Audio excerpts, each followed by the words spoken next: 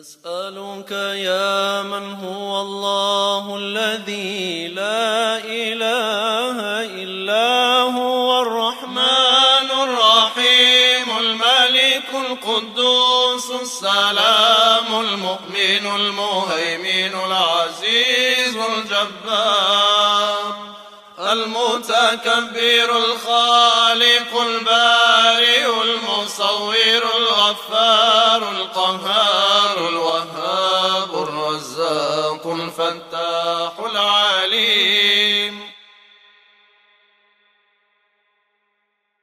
بسم الله الرحمن الرحيم. الحمد لله رب العالمين والعاقبة للمتقين ولا عدوان إلا على الظالمين والصلاة والسلام على رسولنا محمد وعلى آله وأصحابه أجمعين. Falënderojmë Allahun adhurojmë, prej Allahut ndihmë dhe falje kërkojmë. Përshëndetjet tona qofshin mbi vulës e gjithë pejgamberëve, ajo është Muhamedi sallallahu alaihi wasallam, familjes së tij të ndershëm, shokëve të tij besnik dhe të gjithë ato që ndjekin në rrugën e Kur'anit deri në ditën e fundit.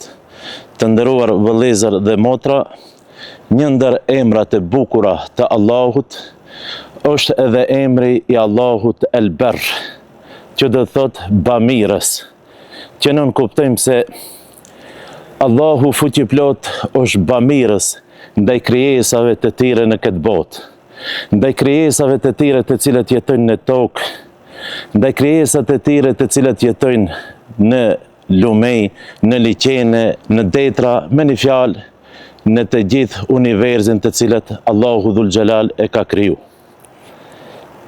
Emri Allahut El-Barr përmendet një herë në Kur'anin familjar, edhe atë në kaptinën Tur, në ajetin numër 28, ku thot Allahu, innehu huwal barrur rahim, me të vërtet Allahu është bamirës dhe mëshirues, që nën kuptojnë se të gjithë njerëzimi prej Ademit a.s.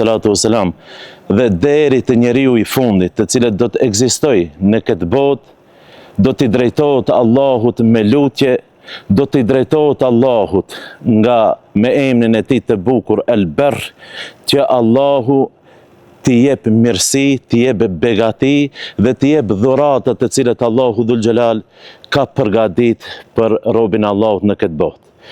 Emri Allahut El-Barr, bamirës, është i gjithë përfshirur. Dhe me thonë, nuk është i kufizuar, nuk është i kufizuar me një vend, po emri Allahut bamirësi është bamirës për të gjitha kohrat dhe për të gjitha krijesat. Sipas Fahrudin Razit, emri i bukur i Allahut El-Barr e ka ndarë në dy pjesë. Pjesa e parë, emri i Allahut El-Barr, që ka të bëjë me kënaqësitë e kësaj bote, me të mirat e kësaj bote, me gjërat materiale të kësaj bote, dhe pjesa e dytë është ajo në aspektin apo në çështjen fetare, apo në aspektin shpirtëror. Në aspektin e parë, nga ajo të cilat Allahu Dhul Xhelal i jep të mira, ju jep të mira krijesave të tij në anën e kësaj bote, ka të bëjë me shëndetin, ka të bëjë me familjen, ka të bëjë me pasurinë e kështu me radhë. Nga aspekti shpirtëror nuk ka dyshim se bamirësia më e madhe është imani, është besimi, është Kur'ani, është Islami, është me një fjalë ushtimin nga ana shpirtëror. Pastaj kemi një hadith pejgamberit alayhi salatu wassalam, të cilat transmetohet nga Xherir bin Abdullahu, se një ditë prej dite erdhën disa persona nga shkretira të pejgamberi alayhi salatu wassalam, të cilët ishin të zbathur, të cilët ishin të varfur dhe nuk kishin tesha të mira të bukura. Në atë rast pejgamberi alayhi salatu wassalam u mërzit dhe u shqetësua.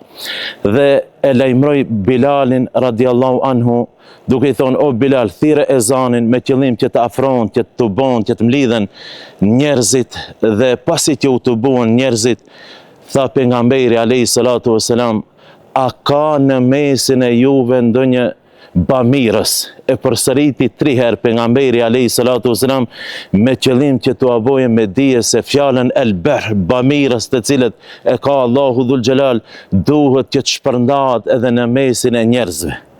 Dhe pas disa minutave erdhi një person me një qese me të holla, me dinar, pastaj erdhi një person tjetër me tesha të bukura, me ushqim, dhe ftira e pejgamberit alayhi salatu wasalam filloi të buzëqeshë, për arsye se emri Allahut el-Ber u vendos në zemrën e pejgamberit alayhi salatu wasalam dhe në zemrën e shokëve të tij.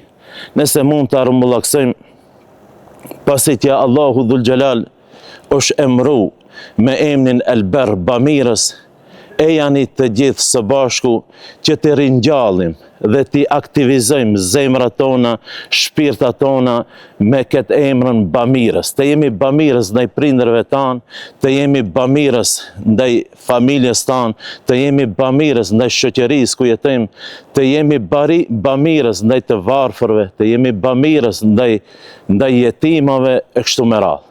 Vëllezër dhe motra, bamirësia Allahut nuk përfundon vetëm në këtë botë. Nuk përfundon bamirësia Allahut vetëm me vdekje, po bamirësia Allahut vazhdon edhe pasi që të ndrojmë jetë, e bamirësia më e madhe të cilat ka përgatitur Allahu fuqiplot, nuk ka dyshim se janë xhenetet e Allahut në botën tjetër. Allahu gjithëve muslimanëve dhe neve na i bëft mundshëm që të shijojmë të mirët e Allahut në botën tjetër. Wa akhiru da'wana anil hamdulillahi rabbil alamin.